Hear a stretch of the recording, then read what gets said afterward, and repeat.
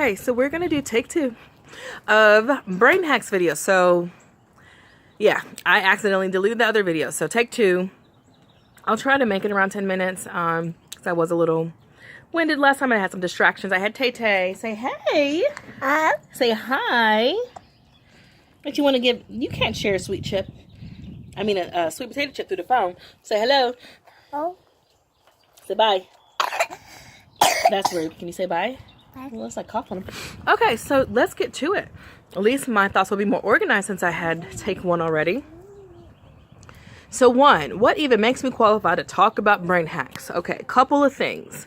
I'm not just speaking from, what I've read in books, although that is one of the reasons why I can talk about this is I study psychology, and so I've taken classes, and even after graduating with my degree, I still try to stay up on the research that shows how the brain functions optimally. So you have a lot of psychologists, who will study that. You have especially brain doctors, neurologists, and all that good stuff. They're going to talk about, the field of neuroscience. They are definitely studying the ways in which performance is peaked and brain function is optimized. So anyways, that's where I'm coming from when it comes to research and science. Outside of that, I'm coming from personal experience. I am someone who, naturally speaking, before I even, realized I was kind of doing all those brain hacks. It's not like I wasn't trying to. So I am someone who by chance just happened to know that in order to get good grades, I didn't have to work too hard. I can just do things a certain way. And so coming from personal experience, having completed my bachelor's and master's degree, some people would just say, oh, Vanessa's just smart. She's just this. And yes, excuse me, I am intuitive and I do have certain gifts that help it come easier, but it's actually strategy. It's not just like, there are some people who are like, seriously, they don't have to study at all. They just have all that information. I'm not on that level. I am someone who have tried to be very intentional with how I study so that the information is going from short-term to long-term, and that allows me to make the grades. So there's that, and then also my profession. And so when it comes to working in, K through 12 and higher education, college and universities, being able to teach and coach other students on how to get those grades, how to hack the brain. So I have a lot of that professional experience, and I was able to see, okay, when students actually do X, Y, and Z, it does make a difference. So I have that as well. And then let's make sure we're realizing this is not just for people in school. So when I'm talking about brain hacks, this is for people who just want to get anything done, whether it's working at your job, if you have a mentally intensive job, whether it's at home, if you're a stay-at-home mom and you have, kids and you're just trying to, function better throughout the day, you're trying to have more time to yourself. There are ways to hack the brain, and that will allow your brain to function better, which means you're going to be getting more done with less time, and that means you have more time for fun, So I definitely prescribe to the belief of, I was almost going to say it wrong, work hard, play harder, and work smart, not hard. Yeah, so that's what I believe. I think we should be working smart, not hard, which saves us a lot of time and allows us to enjoy life. So let's get into it. So I'm going to talk about 4 or 5 different areas in which you can hack the brain, or ways in which optimize brain performance. So 1, I'm going to talk about repetition. 2, we're going to talk about meditation. 3, we're going to talk about physical and mental health. 4, we're going to talk about affirmations in your belief system. And 5, we're going to talk about brain breaks, mental breaks. So 1, let's start with, what did I say was number 1? Because I don't be writing that down. I said number 1, we're going to start with repetition. So basically, for whatever reason, I don't know why, but it just is what it is. The brain is going to function better with repetition. So without me even trying to overanalyze it, let me give you a couple examples. When I was in school, people would say, well, Vanessa, how are you acing everything? You're just smart. I'm like, well, y'all got to remember, 1, I am studying. I'm not just not studying. So 1, yes, I do study. 2, I pay attention in class. But 3, I'm not cramming. So a lot of people cram, and for those of you who are, cramming, you're basically waiting till the last minute to study for a test. If you're getting good grades and that worked for you, kudos to you. Like, I'm not knocking, what you do, because everyone does things differently. But if you are someone who's cramming and you're doing something, you're studying for a long time at the last minute and you're not getting the results you want, then how about we talk about ways in which you can change those results? And so basically, Here you get two examples. One, I just mentioned, is the crammer. Two is a person who is going to break up that information into smaller chunks. And honestly, most people are going to spend less time and they will get the same or better results. So I was the kind of person I would start studying about a week before an exam. That sounds crazy, but it didn't take a lot of time. So instead of spending 3 to 6 to 7 to 8 hours, instead of pulling an all-nighter studying for an exam, what I would do is I would break, let's say, 2 or 3 hours up, but I would spread it out over a week. So I might study 3 to 4 times that week, but it might be only 20 to 30 minutes at a time. It might be 45 minutes here, 20 minutes there. If you add up all that time, and that given week, I spent 2 or 3 hours studying, and I aced it with ease and no stress. The other person might have spent 8 hours studying, a couple nights before, but they didn't get the results, and then they're stressed, so we're trying to minimize stress, we're trying to maximize results, and we want you to hack the brain in order to get that result within your academics. Okay, so academics is one area, but again, these are things that translate to all areas of life when it comes to just working more effectively and efficiently. So 1, repetition. That's my examples. Break things up into smaller chunks. Spread it out. Repetition. Your brain likes to see the same thing over and over. And then it kind of takes it from short term, moves it to long term, and then you can access it during a test. You can download that information during a test. Okay?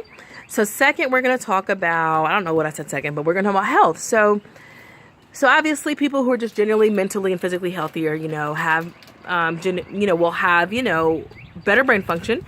But even if you're someone who you don't have the best habits, you can change certain things the day before or more close to an exam, and it will make a difference. I know you've heard of these, before, probably from mom and dad or others in your life, but even again, if it's not school, think about, okay, if you got a presentation at work or if you have some major project that you're trying to get done, okay, these translate to that area too. So 1, sleep. I know all y'all know that. Sleeping well, yes, of course, that is definitely something everybody has heard. Sleep, get your sleep. If you don't get your sleep, have some coffee or do something and you'll be fine. But still, sleep is going to help your brain perform optimally. Hydration, I think that's one a lot of people skip. Like, our body is 70-some% or 60-some% water, whatever that percentage is. So it needs water to perform at its maximum. Okay, so even if you're taking a test, yes, staying hydrated makes a difference. So drink your water. Try to eat something healthy. Food definitely can play into how, foggy our brain is. And so here's an example I'm going to give. Think about if you're driving a car, right? Would you rather drive on a day in which it's raining hard, foggy, and cloudy? Would you want to drive in that kind of weather? No, you would not. Okay, so you don't want to take a test in that kind of weather. So what am I trying to say? I'm trying to say here is that if you do these things, it'll allow you to drive in a sunny day with no clouds, and it's clear. It's like you get from point A to B safely, sound, without the stress, right? So we're trying to create a clear, sunny brain. Clear and sunny, clarity, information is there, because when we're not sleeping or when we are overcrowding the brain, when we are cramming, we're creating a lot of clutter, and it's not giving us the clarity that we need to ace that test or to perform at that project on the job or to even just be a happy mommy or daddy. So let's do the repetition. Let's do the things that will help us be healthier. There's even some research that shows people who were active within a few hours of taking a test perform better. So for example, if you chose to go for a walk or run or play a little basketball, whatever it is that's fun for you, if you did a little bit of that within a reasonable time frame from your test for whatever reason, it's going to trigger those happy hormones. It's going to trigger those good things in your brain. It's going to create those connections that you need to ace that test. So yeah, try to do a little workout for your body if possible. That'll get some things going. That'll get some juices flowing for the test or for your project.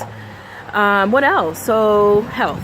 Most of y'all who are watching this have a general idea of what health is. So yeah, do something that is good for your body and your mind the day of your test or the day of your big project, and it will help you.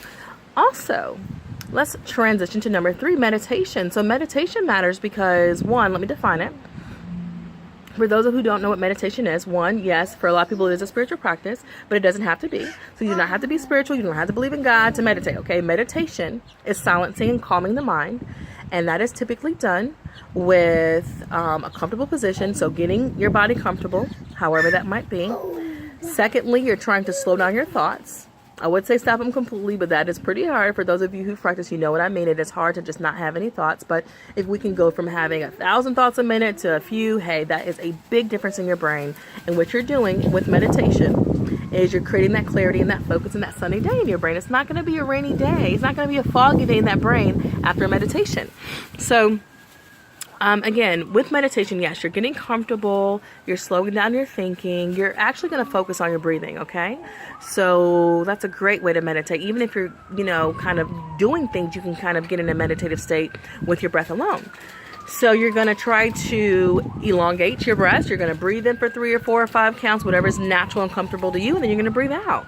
You can breathe in your nose, breathe out your mouth. You can, both in your mouth. There's different science that shows that, depending on how you're breathing, it does make a difference. But either way, as long as you're taking longer breaths and you're focusing on your breath, you're creating that clarity in your brain, and you're going to do better on your tasks with a little bit of meditation. It does not have to be a long time, although with greater time, it literally, changes your brain. So there is something called neuroplasticity, and that is showing that when people meditate on a regular basis, their brain literally physically changes. I think it gets bigger. I think it gets bigger. So that's amazing that you can physically change your brain from meditation. And so anywho, if that was too short of a description, look it up. I'll try my best to do another video sometime soon on meditation. But meditation has a direct impact on academic performance, work performance, happiness and health. I mean, it's just connected to everything. Creativity, if you're trying to, do something creative, you want some ideas, meditate. And again, it doesn't have to be forever. Even a 5-10 minute meditation will make a difference for your brain. All right, so that's number 3. Number 4 is affirmation. So let's think about this fact, right? Do you think the person who says, I'm not good at math, is going to do well on the math test?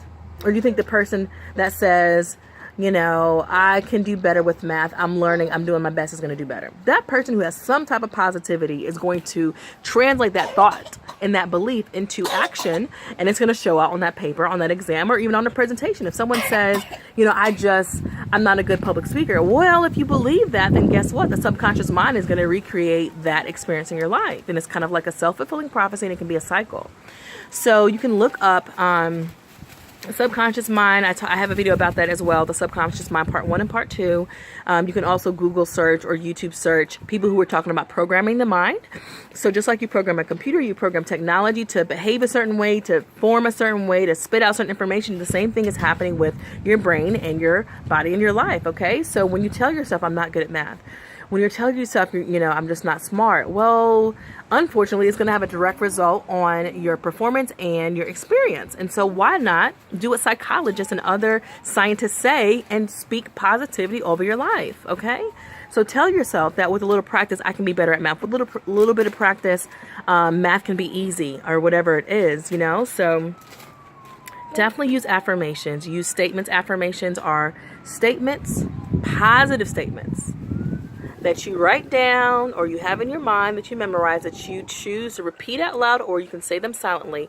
But the idea again is repetition, so that your subconscious mind, actually believes that with time, okay? So that is affirmations for you. Have some positive, and especially the day of. Yes, you want to do these leading up to the exam, and just for your life in general. You can say, for example, let's talk about public speaking. I'm a good public speaker. Just repeating that to yourself, or saying, I'm learning to become a good public speaker. Or say what you actually believe. So you don't have to go to the extreme of saying something that's so unbelievable. Just start somewhere, and then make it more positive. So you hear the doggies in the background.